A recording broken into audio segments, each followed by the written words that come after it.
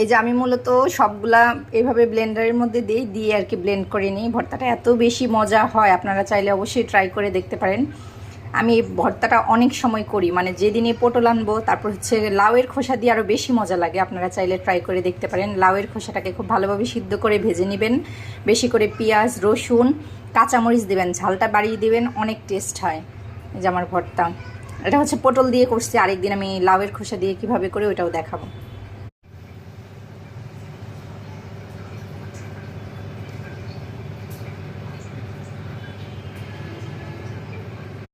এই যে আমি মূলত সবগুলা এভাবে ব্লেন্ডারের মধ্যে দিয়ে আর কি ব্লেন্ড করে নিই। ভর্তাটা এত বেশি মজা হয়, আপনারা চাইলে অবশ্যই ট্রাই করে দেখতে পারেন।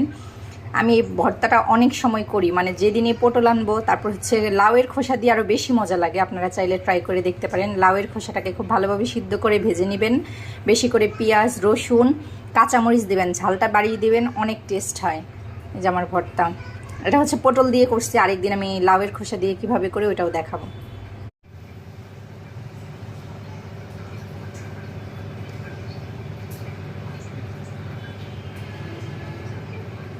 হ্যালো এভরিওয়ান, এই যে এটাই হচ্ছে পটলের খোসা ভর্তা। এই ভর্তাটা এত বেশি ভালো লাগে আমার কাছে, আপনারা চাইলে ট্রাই করে দেখতে পারেন।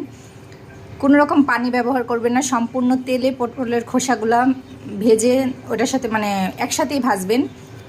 পটলের খোসা রসুন পেঁয়াজ বেশি করে কাঁচামরিচ পরিমাণ মতো একটু লবণ সব কিছু দিয়ে ভেজে ব্লেন্ডারে ব্লেন্ড করে নেবেন। মানে ভর্তাটা দিয়ে আপনার এক প্লেট ভাত অনায়াসে খেতে পারবেন, অনেক বেশি টেস্টি হয়।